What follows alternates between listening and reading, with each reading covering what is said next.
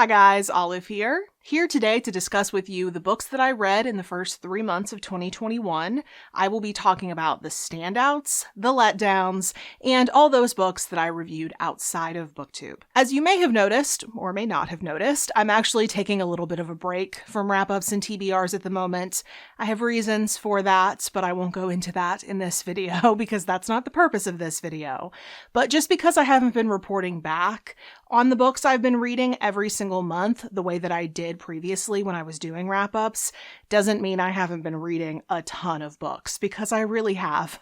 I'm actually reading more now than I ever have been before. So I thought it would be nice in this period of not doing wrap-ups to sit down every 3 months and discuss some books that I haven't even mentioned in previous videos. I'll be talking about the good ones, the bad ones, and not so much the middling ones, because most frequently I don't have much to say about those books. And I also thought in these quarterly check-in videos it would be nice for me to be able to mention the written reviews that I've done that have appeared in that previous quarter, because I do have a muck rack profile and I do have a bookmarks profile, but inevitably not all of my work shows up on those profiles because I'm not the one curating them. So when I'm pointing people in the direction of my written reviews, there isn't one place where all of them can be housed. So I thought it would be nice for me to mention the written reviews that have appeared so that if you're interested, you can go and read them. But I know you clicked on this video to hear about books, so let me start talking about the books. In the first 3 months of 2021, I read 42 books, and 10 of those were 5-star reads.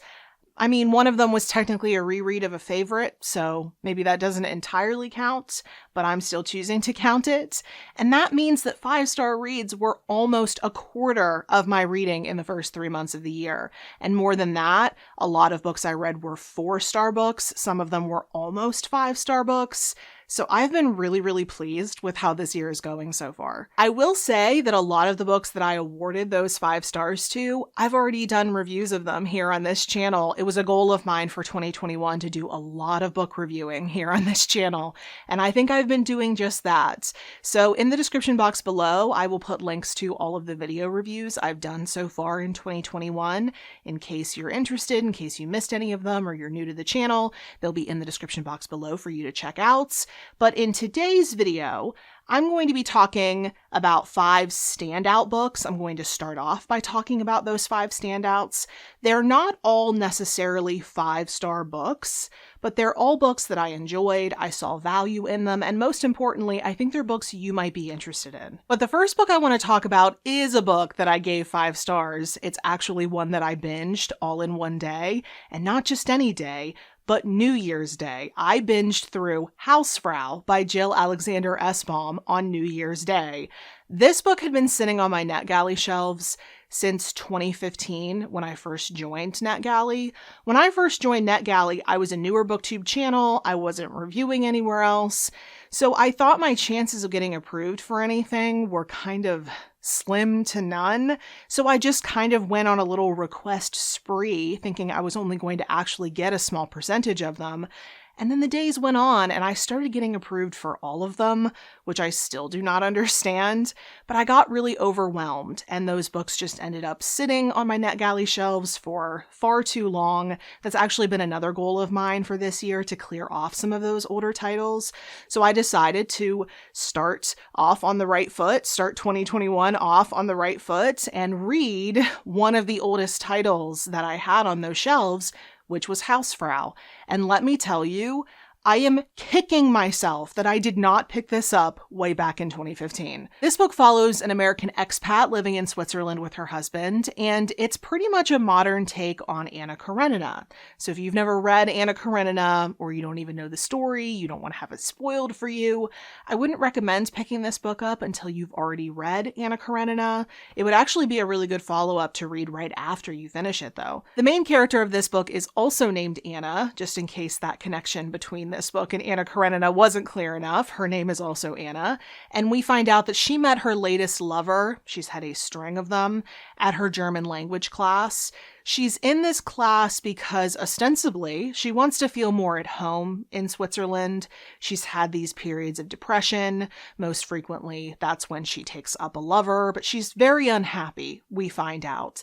But she's in this language class with this guy that she's seeing, and because of that, this author very intelligently uses words surrounding language to describe how Anna's outer world may seem calm and collected, and she may seem like the perfect wife, but inside she is absolutely combusting. I know by reading Goodreads reviews that a lot of people found those elements, the use of language about language, I know some people found it pretentious, and I don't necessarily disagree. I think it can be read that way, but I thought it was really effective. And also this book is highly sexual, so I'm not surprised that some people have been having the reactions they've been having to this book. I know it's not everyone's cup of tea, but I, on the other hand, thought it was brilliant from start to finish. Loved it. I also read No Time to Spare by Ursula K. Le Guin. This one was actually a 5-star nonfiction prediction that I made for myself toward the end of last year, and it ended up being right on the money, and I absolutely love when that happens. This is a little bit of an unusual book. I'm tempted to call it an essay collection, but I know it's not actually an essay collection. It's a collection of blog posts from the famous science fiction writer. She kept a blog for a number of years, and the editor of this book selected specific blog posts and reorganized them out of chronological order and then presents them in this book as a finished product. And that might not sound like anything too special, but this is really, really lovely. There are some really great musings in here about her mischievous cat and other everyday life kinds of things. All of them were great fun to read. But I think my number one favorite post within this collection is the one that gives the entire collection its title, No Time to Spare. She wrote it in response to an alumni survey that she got in the mail, I think she said it was, a university alumni survey. And in that survey, they're asking her, as an older alumna, what she does with her spare time. And it leads her to have this whole really interesting discussion about how she, as an older woman, sees the concept of spare time entirely differently than we as young people do. Because for us, spare time is any time we have when we're not working. But for her, she doesn't know how much time she has left. So she says she has no time to spare. There's also one part in one of the posts, I forget which one it was, I'm sure I could go back and find it, where she's talking about how all of us have so much. We're surrounded by the bounty and the beauty of the natural world, and yet most of us don't stop and appreciate it. And there's one part when she's having that discussion, she says, billionaires, all of us. And of course, now I want that tattooed on myself. It really is a lovely, poignant little collection. You wouldn't expect it to have so much depth, it being a collection of blog posts. But her voice comes through crystal clear. You feel like you get to know her in this collection, and then by the end of the collection, you feel like you've known her for years. Like she's just invited you over to her house to talk to you about life, things about her everyday life, the larger life lessons she's learned over her entire lifetime. It was wonderful. And it felt like such a gift to be able to read it. Well, let me break up some of this gushing by talking about a book that I didn't love, but that I did find a lot of value in. That book is called But You're Still So Young by Kayleen Schaefer, which is a book all about what it's like to be a 30-something in the modern world. The author of this book makes a really good point toward the beginning of this book when she says that the 20s as a decade in all of our lives has kind of undergone a rebrand. The 20s in previous decades were a time in people's lives where they were achieving these adult milestones. They were leaving the house, they were starting their careers, they were getting married, having kids, the whole nine. But now the 20s are much more widely accepted as a period of freedom and of self-discovery. But the problem is that the expectations that you're going to eventually achieve all those milestones, if you're not doing them in your 20s, then the expectations have to go somewhere. and they have kind of migrated forward to our 30s. The author of this book was 39 when she started writing it, so she actually uses a lot of her own stories of trying to achieve these milestones within this decade of her life, but she also includes a lot of stories from other people who were struggling with one or more of the milestones, largely as a result of things that were out of their control. She mixes these stories, her stories and the stories of other people, in with studies that are being done about what it's like to be a 30-something in the modern world and all the different challenges that we're coming up against as a generation when we're trying to achieve these milestones that society, our family, our friends all seem to expect of us. I really liked this book. I suppose that's not surprising because I am in my early 30s, so a lot of this felt very familiar, very relatable. I liked that she used personal stories from real people who were struggling with one or more of these milestones, as we all do. Who amongst us has everything figured out by age 30 or even by age 40? And I liked the tone of the book, which very much seemed to imply that it's okay to not have everything figured out in this decade of your life. There are still a lot of things that you're going to be figuring out as you continue to go down your life's path. And I liked that that was the attitude behind it. I do wish the author would have made the editorial decision to cut down on some of the stories. I think some of them dragged on a little bit too long. I don't know if it's because she had personal relationships with these people and she felt wrong doing that, but I think they went on for a little bit too long. And I also wish that she, as the author, would have stepped in to make more connections between the real life stories and the studies that she was presenting. I didn't think it was right for her as an author to just present both of them and then just assume that we're going to be able to draw the conclusions. I think that's kind of her job as the author, to kind of bridge that gap and guide us through the book and kind of how everything connects. But despite my problems with the way certain elements of this book were executed, I did think it was a very enjoyable, very valuable read. Certainly one you're going to want to read if you're in your 30s or even approaching your 30s. I also finally picked up The Sixth Extinction by Elizabeth Kolbert, which I did after reading and reviewing her newest book, Under a White Sky. I figured it was probably about time that I read her older, more famous book, since I loved Under a White Sky so much, and I was not disappointed. You may already know what this one is about, since it's been very widely read and very widely respected since its publication, but it's essentially about how we as a human species are responsible for an ongoing global extinction event. We as humans are dominating this planet and causing harm to it in the process, and that's causing probably an unknowable number of species to suffer and die off. And in this book, Elizabeth Kolbert merely takes a sampling of those species and tells their stories. In this book, Elizabeth Kolbert calls humans one weedy species, and that this ongoing global catastrophe is all the result of just that one weedy species. I will have that set of words glued in my mind until the end of my life. I could not agree with her more. I'm glad I read this book. I think it's important to read, and certainly I wanted to read more of her work since I loved Under a White Sky so much. But I found it to be just an exercise in loathing your own species.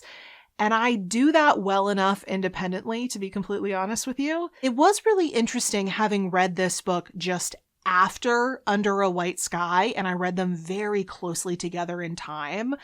I could tell that there was a tone difference between the two books. In this book, which was published in 2014, there's kind of a vein of optimism to it, almost like I'm bringing these things to your attention. Now let's try to do something about it. That was noticeably absent in Under a White Sky, and Under a White Sky, it's a lot sadder and angrier at the same time, almost like she knows that we've reached a point of no return, that some of the changes that she discusses in that book are irreversible, and there's an anger to it. Let's just say I related a lot more to her tone in Under a White Sky, and also it kind of felt like I was reading the sequel to a book before reading the book itself, and then going back and trying to read the first book in the series. It's kind of like I know how all of this turns out, and it's pretty bleak. So I think that affected my enjoyment of this earlier book of hers. But all of that being said, I am now 100% an Elizabeth Kolbert fan. I think her writing is fantastic. I will read anything she writes in the future. And then the last standout of the season is without a doubt, Word by Word by Corey Stamper.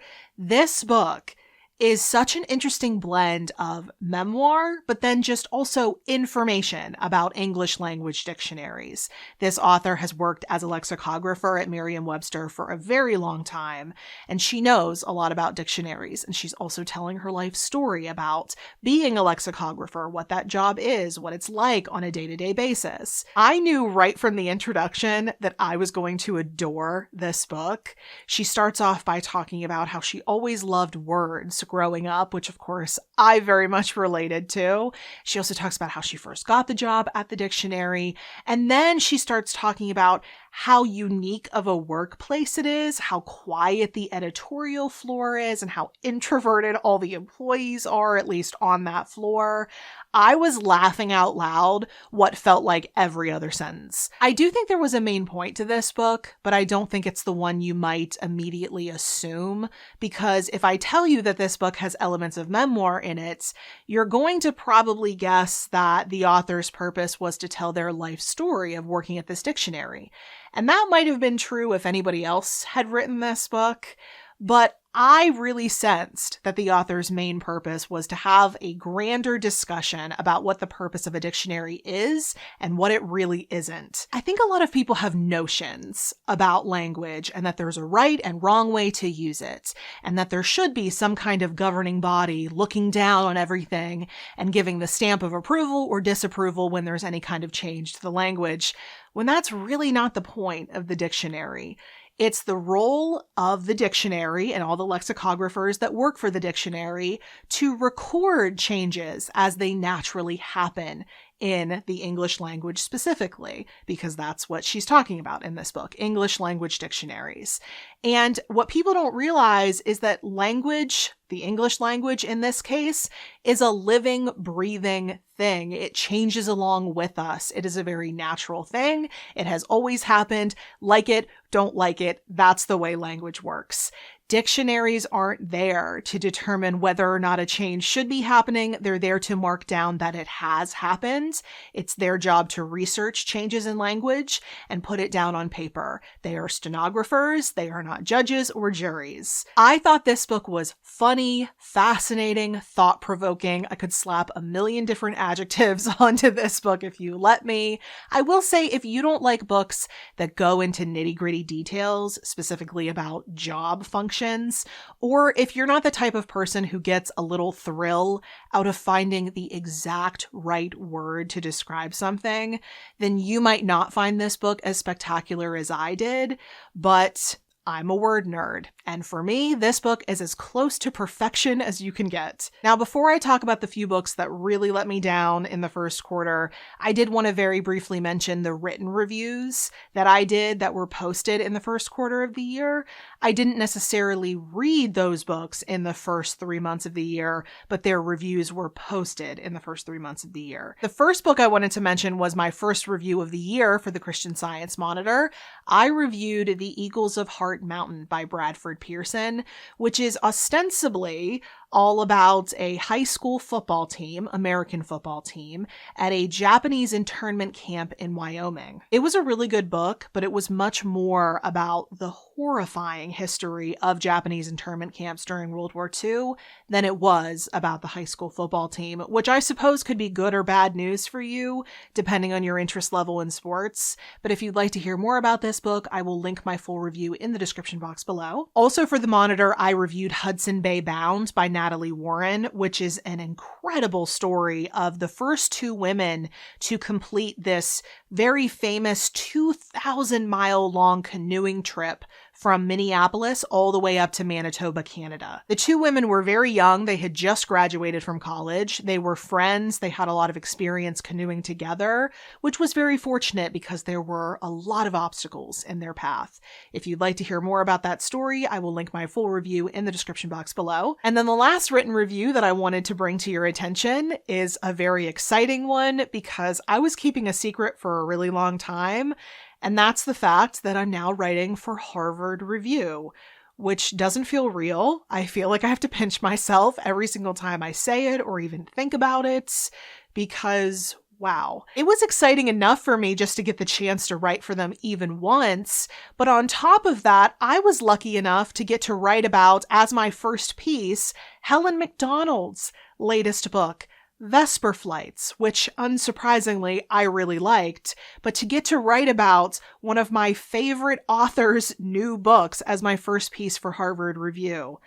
I am beyond grateful, beyond excited. So if you'd like to hear my thoughts on this book and hear how I thought it measured up to my favorite nonfiction book of all time, H is for Hawk, I will link that unbelievably exciting review down in the description box below. But just for the sake of balance, I guess, let me close out this video by discussing some less exciting stuff, the disappointments of the quarter. Thankfully, there weren't that many. I actually didn't hate any books in this previous quarter, which now that I think about it, that's probably because I'm reading less fiction so far this year, which probably isn't a good sign. But there were 3 books, all of them fiction, that just really bummed me out. The first one I'd like to mention is, unfortunately, The Priory of the Orange Tree by Samantha Shannon.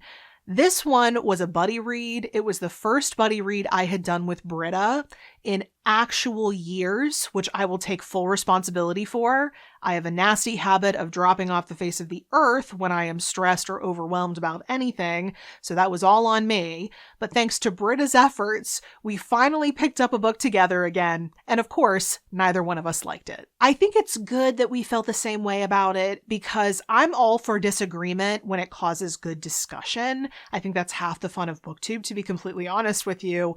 But this is a nearly 900-page tome. I think it's for the best that we were on the same page. I ended up giving this book 2 stars instead of 1 star because, just to put it simply, I found this book to be good company. I didn't mind picking it up every week. We read this book over the course of a month, so we had weekly readings and weekly check-ins. So when I sat down to pick it up every week, I enjoyed it. There was nothing about me that was hating it.